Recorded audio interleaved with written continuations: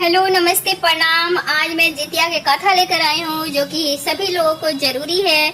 और जितिया की कथा जरूर सुना जाता है जिस दिन व्रत रहा जाता है उस दिन। तो आप लोग इस वीडियो को सेव करके रख लीजिए और उस दिन ये कथा जरूर सुनिएगा। कहीं भी कभी भी उस दिन जरूर सुनना है और अभी से सुनकर भी देख लीजिए कितना अच्छा लगता है। और सुनिए, और सुनने से ही बहुत फल प्राप्ति होती है, सौभाग्य बढ़ा रहता है, पुत्र की लंबी आयु होती है, सौभाग्य 7 जन्म तक रहता है। तो सुनिए। एक बार नैमिषारण्य के निवासी ऋषियों ने संसार के कल्याणार्थ के सूत जी से पूछा कि हे सूत, कराल काली काल में लोगों के बालक किस तरह दिखाए होंगे, सो कहिए। सूत जी बोले कि जब द्वापर का अंत और कलयुग का आरंभ था उसी समय बहुत सी शोकाकुल स्त्रियां ने आपस में सलाह की कि क्या इस कली में माता के जीवित रहते हुए पुत्र मर जाएंगे। जब वे आपस में कुछ निर्णय नहीं कर सकी तब गौतम जी के पास पूछने के लिए गई। जब उनके पास पहुंची तो उस समय गौतम जी आनंद के साथ बैठे थे। उनके सामने जाकर उन्होंने मस्तक झुकाकर प्रणाम किया। तदंतर स्त्रियों ने पूछा कि हे प्रभु, इस कलयुग में लोगों को पुत्र किस तरह जीवित रहेंगे, उसके लिए कोई व्रत या तप हो तो कृपा करके बताइए। इस तरह उनकी बात सुनकर गौतम जी बोले, आपसे मैं वही बात कहूंगा जो मैंने पहले से सुन रखी है। गौतम जी ने कहा, जब महाभारत युद्ध का अंत हो गया और दंडपुत्र अश्वत्थामा के द्वारा अपने बेटों को मारा देकर सब पांडव बड़े दुखी हुए थे। पुत्र के शोक से व्याकुल होकर द्रौपदी अपनी सखियों के साथ ब्राह्मण श्री धौम्य के पास गई और अपने धौम्य से कहा कि हे विपेंद्र, कौन सा उपाय करने से बच्चे दीर्घायु हो सकते हैं, कृपा करके ठीक ठाक कहिए। धौम्य बोले, सत्य युग में सत्य वचन बोलने वाला, सत्यचारण करने वाला समदर्शी जीमूत वाहन नामक एक राजा था। एक बार वो अपनी स्त्री के साथ अपनी ससुराल गया और वहीं रहने लगा। एक दिन आधी रात के समय पुत्र के शोक में व्याकुल हो गई। कई स्त्रियां रोने लगी क्योंकि वह अपने बेटे के दर्शन से निराश हो चुकी थी। उस समय उसका पुत्र मर चुका था। वह रोती हुई कहती कि हाय, मुझ बूढ़ी माता के सामने मेरा बेटा मारा जा रहा है। उसका रुदन सुनकर राजा जीवित वाहन का तो मानो हृदय भी दृढ़ हो गया। वह तत्काल उस समय स्त्री के पास गया और उससे पूछा, तुम्हारा बेटा कैसे मारा है। बूढ़ी ने कहा कि गरुड़ प्रतिदिन आकर गांव के लड़कों को खा जाता है। इस पर दयालु राजा ने कहा, माता अब तुम रो मत, आनंद से बैठो, मैं तुम्हारे बच्चे को बचाने के यत्न करता हूँ। ऐसा कहकर राजा उस स्थान पर गया जहाँ गरुड़ आकर प्रतिदिन मांस खाया करता था। उसी समय गरुड़ भी उस पर टूट पड़ा और राजा के शरीर का मांस खाने लगा। जब अति से तेजस्वी गरुड़ ने राजा का बायां अंग खा लिया तो झटपट राजा ने अपने दाहिना अंग फेर कर गरुड़ के सामने कह दिया। यह देखकर गरुड़ जी ने कहा, देव योनियों में तुम कौन हो, तुम मनुष्य तो नहीं जान पड़ते हो। अच्छा, अपने जन्म और कुल बताओ। पीड़ा से व्याकुल मन वाले राजा ने कहा कि हे पक्षीराज, इस तरह के प्रश्न करना व्यर्थ है, तुम अपनी इच्छा भर मेरा मांस खाओ। यह सुनकर गरुड़ रुक गए और बड़े आदर से राजा के जन्म और कुल की बात पूछने लगे। राजा ने कहा कि मेरी माता का नाम है सहस्या और मेरे पिता का नाम सलीवाहन है। सूर्यवंश में मेरा जन्म हुआ है और जीवित वाहन मेरा नाम है। राजा की दयालुता देखकर गरुड़ ने कहा कि हे महाभाग, तुम्हारे मन में जो अभिलाषा वह वर मांगो। राजा ने कहा कि हे पक्षीराज, यदि आप मुझे वर दे रहे हैं तो वर दीजिए। आपने अब तक जिन प्राणियों को खाया है वे जीवित हो जाएं। हे स्वामी, अब से यहाँ कोई बालक को न खाए और न कोई ऐसा उपाय करें जहाँ जो उत्पन्न हो वे लोग बहुत दिनों तक जीवित रहे। धौम्य ने कहा कि पक्षीराज गरुड़ राजा को वरदान देकर स्वयं अमृत के लिए नागलोक चले गए। वहां से अमृत लाकर उन्होंने उन मरे मनुष्य को हड्डियों पर बचा। ऐसा करने से सब लोग जीवित हो गए जिनको कि पहले गरुड़ ने खाया था।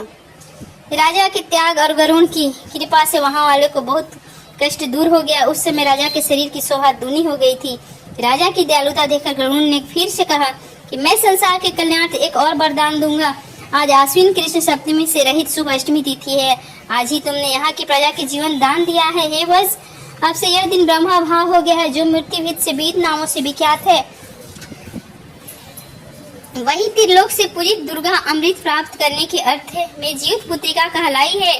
जो इस तिथि को जो स्त्रियां उस जीवित पुत्रिका की ओर और कुश की आकृति बनाकर तुम्हारी पूजा करेंगी, दिनों दिन उनका सौभाग्य बढ़ेगा और वंश की भी बढ़ती होती रहेगी। हे महाभाग, इस विषय में विचार करने की भी आवश्यकता नहीं है। हे राजन, सप्तमी से रहित और उद्या तिथि की अष्टमी को व्रत करें, यानी सप्तमी विद अष्टमी जिस दिन हो उस दिन व्रत ना करें, शुद्ध अष्टमी का व्रत करें और नवमी में पारण करें। आप लोग प्लीज समझ जाएं कि अष्टमी और नवमी में ही व्रत करना चाहिए। यदि ईश्वर ध्यान न दिया जाए तो फल नष्ट हो जाएगा और सौभाग्य तो अस्त नष्ट हो जाएगा। जीमूतवाहन को इस तरह का वरदान देकर गरुड़ बैकुंठ धाम चले गए और राजा अपनी पत्नी के साथ अपने नगर को वापस चले हैं। धाम में द्रौपदी से कहते हैं कि हे देवी, मैंने यह 30 दुर्भाग्य व्रत तुमको बतलाया है, तुम इस व्रत को करने से बच्चे दीर्घायु होते हैं। हे देवी, तुम ही पूर्वोक्त विधि से यह व्रत और दुर्गा जी का पूजन करो, मैं तुम्हें अभिलाषित फल प्राप्त होगा।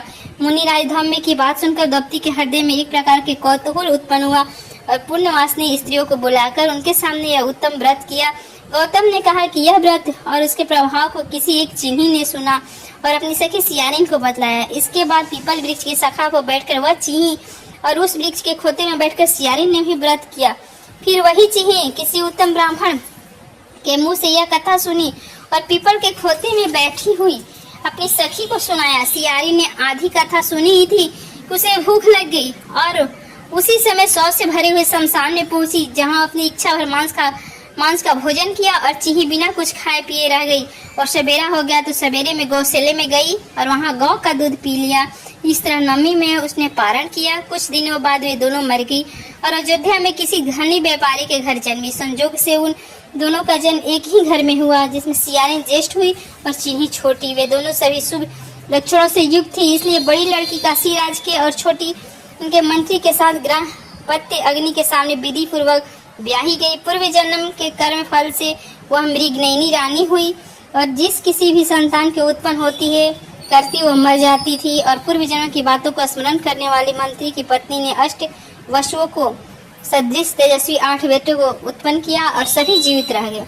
अपनी बहन के पुत्रों को जीवित देखकर ईर्ष्यावश राजपत्नी ने अपनी स्वामी से कहा कि तुम यदि मुझे जीवित रखना चाहते हो तो इस मंत्री के भी पुत्रों को उसी जगह भेज दो जहाँ मेरे बेटे मरे हुए हैं, अर्थात इन्हें मार डालो।